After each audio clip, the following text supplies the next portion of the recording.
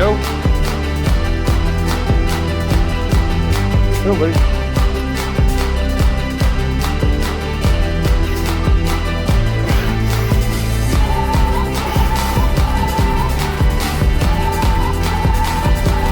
has got to be one of the coolest things I've seen here yet. Hello, my name is Grant, and I'm trying to live forever. I lost over 300 pounds using the gastric bypass, and I've maintained that weight over the last 16 years, and hoping you can do the same thing. Today, we're going to talk about things to be careful of and things you need to do after you have the bypass or sleeve surgery. First thing you're going to need to do is you are going to need to cover your bases. And what I mean by that is every morning I have a shake. After sleeping all night long, when my stomach is empty and there's room available, I take my protein shake and my vitamins. I do it all in one shot.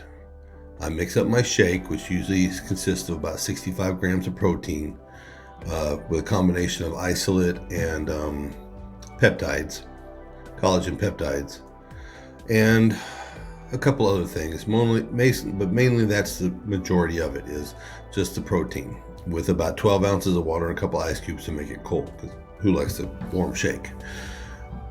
But on top of that, I take all my vitamins sitting, drinking my morning shake, so that no matter what, I have the bases covered for the day. Because most of the doctors now are saying you have to get at least 35 to 80 grams of protein a day. So if you can do it, get it all in one shot. First thing, make it your morning routine. Just get it over with. Just get everything in there and get it done. That way, no matter what happens the rest of the day, you can cover your water needs. You can eat a little bit more freer, but you've covered your base for the day, and you got the rest of the day to live your life and enjoy. It doesn't take over everything. Okay. The other end of that is, another part of that is that with the rapid weight loss, you're going to become deficient in things. I've said about this before in one of the videos. You need to get blood work done, and you need to know what's happening with your body. So you need to get some testing done, some simple blood work done. Just get it in there and find out what your vitamin levels are, what your mineral levels are. Hormonal changes. That's the one thing nobody really talks about, is that when you go through a drastic change like this, it's going to be drastic. You're going from thousands of calories a day to hundreds of calories a day.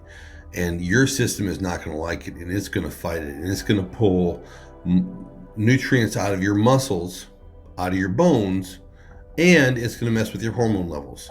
So everything needs to be watched. All right. So just think of that, keep that in mind as you're going along. Little steps, try it, little steps. But if you can get to the point after 3 to 6 months after surgery of getting it all in, what the doctor asked you to do in the first shake in the morning, you've got the rest of the day licked. Okay. All right. Now, one of the things I had to learn the hard way, and this is kind of a weird one, and nobody really talks about this one either, is do not eat or drink anything at least a couple hours before you go to sleep. And the reason that is because however they do it, whatever happens, you end up aspirating when you sleep. Once you relax, if you're in the wrong position, if your head is lower than your new pouch and stomach, if you're on your right side, which the way the anatomy is if you're laying on your right side, then your stomach is higher than your esophagus, and it's gravity. But if you sleep on your left side with your anatomy, that means your stomach is lower on the left side, and you have a less chance of aspirating while you sleep.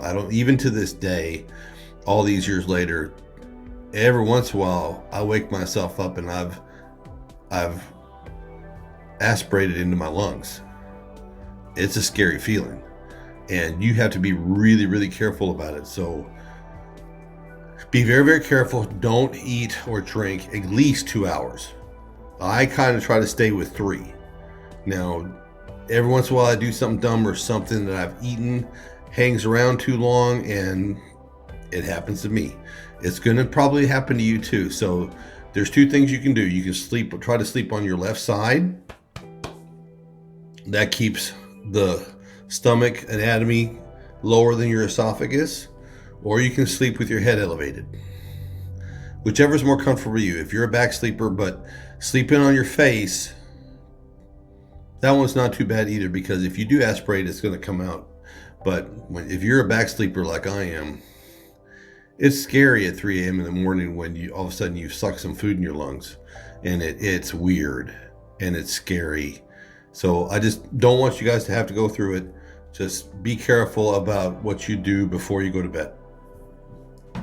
Okay, and the next one that I found out the hard way, because I worked construction, I was a welder, and I worked steel while this was going on. It's lifting or bending or straining after you've eaten with the bypass. I don't know if it's any different with the sleeve, but with the bypass, pressure in the abdomen when you're stabilizing the lift,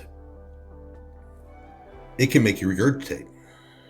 Especially if you're bent over lifting something and you have food in your pouch.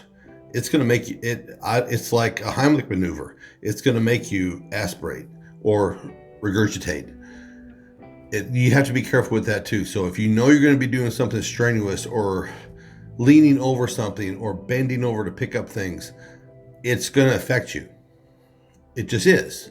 That's just part of it. So that's the last thing. Now, I want all of you to be successful in this.